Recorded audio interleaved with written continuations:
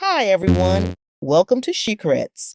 Before we get into it, go ahead and hit that subscribe button if you like raw, unfiltered opinions and the kind of truth that makes folks squirm a little. Today's episode is not for the weak-hearted. We're talking about the tragic and completely avoidable death of 3-year-old Trigg Kiser, son of TikTok influencer Emilie Kiser. And now, it's officially been released that Emilie will not be charged. Let that sink in. A child is dead, warnings were ignored, and the mother who failed to act gets to walk away. This isn't just a tragedy, it's a miscarriage of justice. On the surface, it looked like a freak accident, but once you start peeling back the layers, it becomes crystal clear.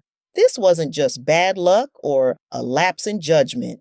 It was the result of aesthetic-obsessed parenting, brazen negligence, and unchecked entitlement. And I don't care how many beige-filtered reels you've posted. When a child dies because you refuse to protect them, you don't get to hide behind curated grief. Let's lay out the facts. On May 12th, 2025, Emilie left her 2 young children in the care of her husband, Brady Kiser.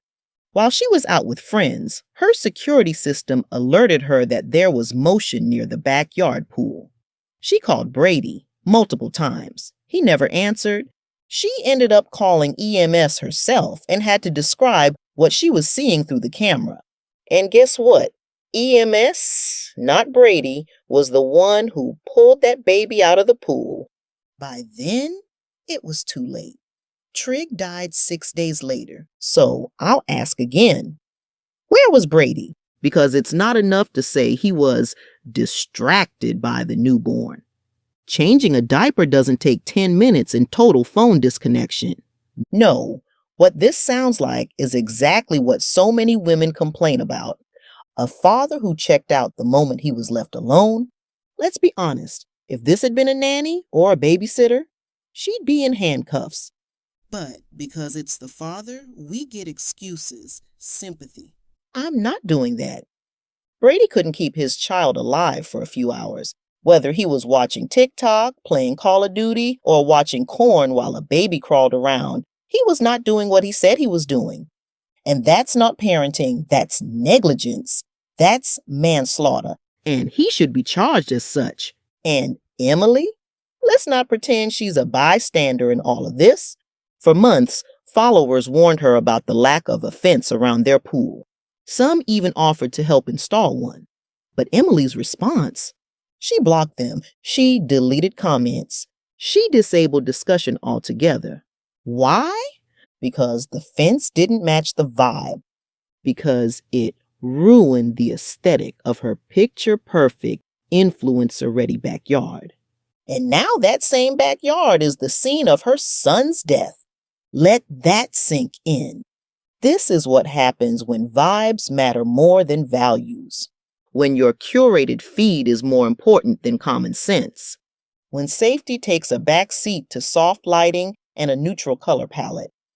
Let's talk about the law. In Arizona, pool safety isn't just a suggestion, it's a legal requirement. The state mandates barriers around pools to prevent exactly this kind of tragedy.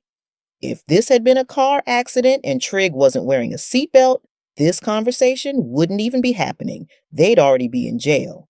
But somehow, a drowned child in a barrierless backyard gets treated like a sad mishap instead of the criminal negligence it is.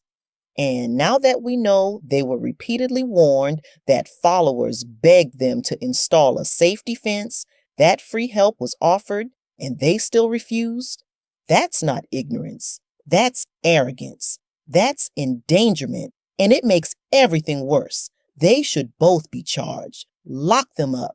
They can grieve in prison like anyone else who kills a child through recklessness. A dead child doesn't care whether it was mom, dad, or a nanny who failed them. The law shouldn't either. And the worst part? Emilie didn't even wait for the dust to settle. Just 7 days after her son's death, she filed a motion to seal every shred of documentation, 911 calls, surveillance footage, body cam video, autopsy photos, the death certificate, all of it. gone from public view before most people even knew a child had died. That's not the act of a grieving mother. That's the reflex of someone scrambling to protect a brand.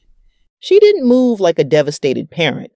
She moved like a corporate crisis manager, cleaning house, controlling optics, and sealing the receipts before the truth could reach the timeline. And now, we're supposed to pretend this was about emotional trauma? About protecting her peace? Absolutely not. This was about protecting herself from the outrage, the consequences, and the truth. Because the moment people found out she had been warned, the moment they realized the fence had been deliberately rejected to maintain a Pinterest-perfect backyard, the entire influencer fantasy began to unravel. And she knew it. This wasn't grief. This wasn't devastation. This was image triage, disguised as privacy. And I'll say what no PR team ever will. You can't sell motherhood for millions, turn your toddler into a content prop, dismiss real safety advice from people who cared more about your child than you did, and then cry foul when your negligence ends in a body bag. You made parenting a platform. Now, face the platform when it demands answers. No one is saying they didn't love their child, but love is not enough, because if it were, Trigg would still be alive. And let's not pretend this is an isolated case. This is part of a bigger problem. I've seen influencer moms spray paint their kids' toys because the bright colors clash with their beige aesthetic. I've seen cribs with no rails because they look better in photos. I've seen toddlers used as props for brand deals, posed, prodded, and paraded. And now a child is gone because his life didn't fit the Instagram grid. So, yes, I'm angry. And you should be too. Because grief does not erase guilt, and tragedy does not cancel truth. Brady should face manslaughter charges. Emilie should be charged with criminal negligence. This wasn't an accident. This was avoidable. And it's time the law treated it that way. Because let's be clear, if this were a poor, Black, or immigrant family, CPS would have already been knocking. Headlines would be laced with judgment, and jail cells would be waiting. But when it's a wealthy, white, suburban influencer, suddenly it's just a devastating loss. Suddenly it's unthinkable. What's unthinkable is how long society lets these families sidestep responsibility under the cloak of privilege and perfectly filtered sadness. The rules don't change just because you're holding a ring light. And if there's any justice left, this needs to set a precedent. Because this wasn't God's will, it wasn't fate. It was willful ignorance, male mediocrity, and a mother who weaponized aesthetic over accountability. And now their son is dead. A little boy with a future, with siblings, with a life ahead of him, gone.